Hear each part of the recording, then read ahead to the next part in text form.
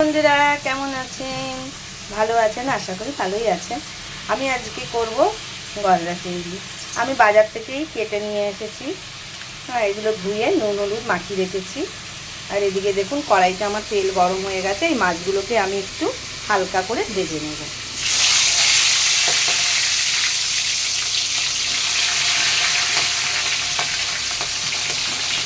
বেশি ভাজবো না, হালকা করে শুধু ভেজে দেবো। দেখুন এক পিস হয়ে গেছে, আমি আর এক পিস করে উল্টে দিচ্ছি। এখানে আমার 9 পিস মাছ আছে।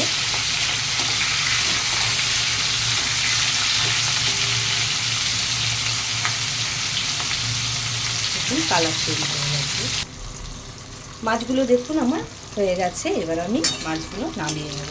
দেখুন দুপাশ হয়ে গেছে। এবার আমি মাছগুলো নামিয়ে নিচ্ছি। দেখুন মাছগুলো আমি নামিয়ে নিয়েছি। এবার ওই তেলেই আমি গরম মশলা ফোড়ন দিয়ে দিচ্ছি।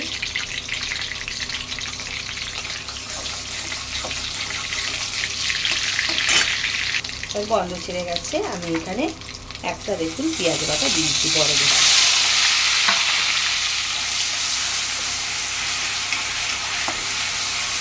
পেঁয়াজটা ভাজা হতে থাকুক।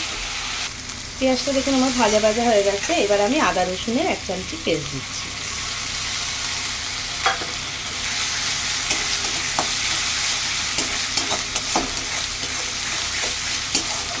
তাহলে একটু ভাজা ভাজা হয়ে যাবে, একটু কাঁচা আদা রসুনের গন্ধটা। আদা রসুনের গন্ধটা, কাঁচা গন্ধটা চলে গেছে। এর মধ্যে আমি দেবো সামান্য একটু লঙ্কার গুঁড়ি, একটু কাশ্মীরি লঙ্কা গুঁড়ি,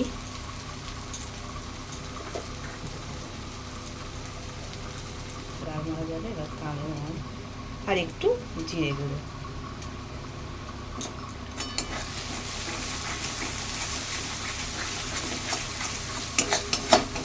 এর মধ্যে জল দেব না আমি।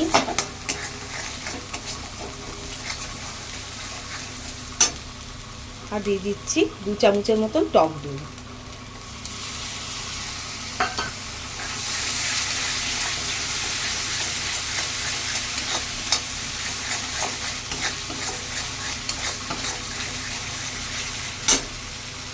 আর তার সাথে দিয়ে দিচ্ছি একটু কাজু বাদাম বাটা।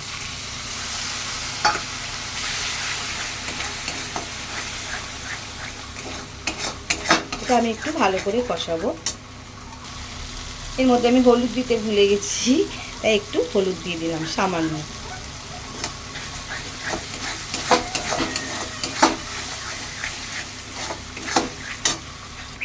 মশলাটা দেখুন আমার কষা কষা হয়ে গেছে। এবার আমি দেব নুন। নুন দিলাম।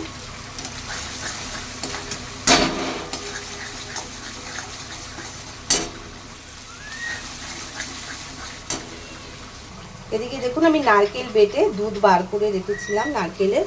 এবার আমি এটা এর মধ্যে ঢেলে দিচ্ছি।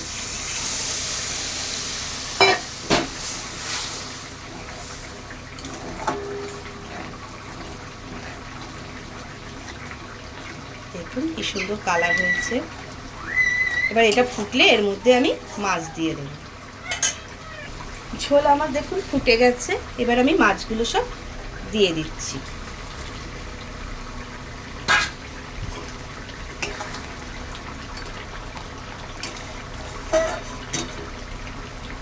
এই অবস্থায় এখন আমি আস্তে আস্তে এটা 5 মিনিটের জন্য ঢেকে রাখছি।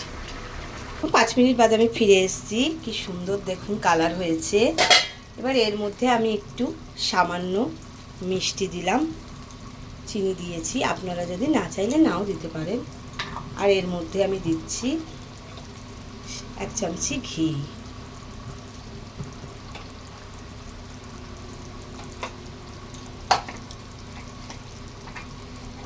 আর দিচ্ছি সামান্য একটু গরম মশলা।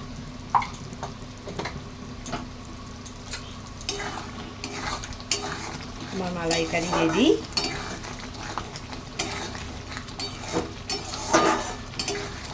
সুন্দর কালার হয়েছে দেখুন। হয়ে গেছে। এবার আমি নামিয়ে দিচ্ছি।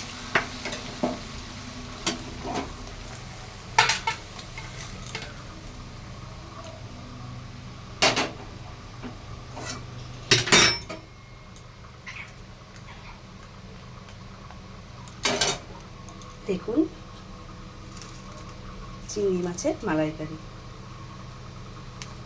কেমন হলো বন্ধুরা কমেন্ট করে জানাবেন। আমি একা একা ভিডিও করে যেটুকানি পেরেছি আপনাদের দেখিয়েছি। নমস্কার বন্ধুরা।